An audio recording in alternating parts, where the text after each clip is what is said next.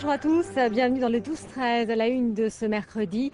Cette manifestation du personnel pénitentiaire à Draguignan, cellule surpeuplée, insécurité croissante. Les gardiens sont débordés, ils réclament des moyens pour mener à bien leur mission.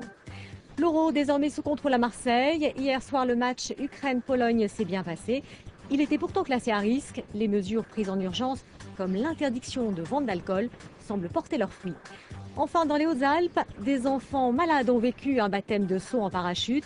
Financé par la Fondation Swiss Life, cet envol a permis à des adolescents niçois de vivre, vous verrez, un moment magique.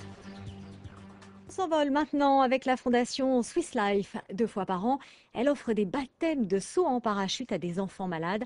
À l'aérodrome de Tallard, dans les Hautes-Alpes, 7 adolescents niçois ont ainsi vécu une expérience magique à 4000 mètres d'altitude. Mais que ça bouge, Jérôme Houbron. J'ai trop hâte, vraiment. Une impatience très vite récompensée. Oser prendre de l'altitude malgré la maladie.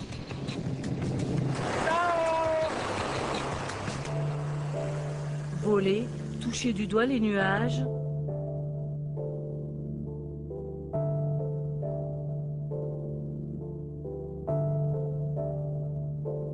Et puis, retrouver la terre ferme, laisser exploser sa joie. Ça va? Ça y est, je l'ai fait. Ah, c'est trop bien. J'ai affronté la plus grosse peur de ma vie. C'est vraiment trop cool, on a fait plein de trucs. On a fait un salto, après avec le parachute, on a fait plein de trucs, c'était trop cool. Au début, j'avais pas peur, mais quand on arrive et qu'on ouvre les portes, c'est plus pareil. Mais tu l'as fait. Et oui. Se dépasser et atterrir un peu plus léger dans sa tête.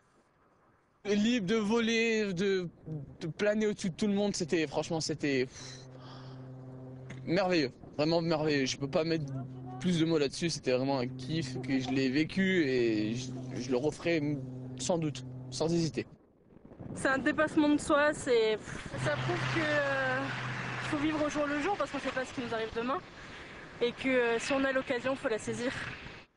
Une victoire et une magie rendues possibles grâce à la Fondation Swiss Life, pour qui le mieux-être de ces adolescents atteints de graves pathologies est une priorité. C'est de leur apporter quelque chose et de leur prouver que malgré la maladie, on peut faire des choses qui sont exceptionnelles. C'est cool! À l'assuré, Julie! L'opération, volontairement médiatisée, sert d'écho positif auprès des enfants restés à l'hôpital. Génial! Ce sont des adolescents et parfois les adolescents, quand ce sont des maladies chroniques, par moment ils n'ont plus envie. Par moment ils décrochent, ils prennent plus leur traitement. Donc voilà, donc c'est un objectif pour eux effectivement d'arriver à cette journée et de se dire voilà, je vais pouvoir y participer à condition qu'effectivement ma maladie soit stabilisée. En 5 ans, l'envol a ainsi permis à 60 enfants de déployer leurs ailes. Une jolie parenthèse dans un quotidien souvent trop lourd. Voilà, c'est la fin de ce journal. Très bel après-midi sur France 3.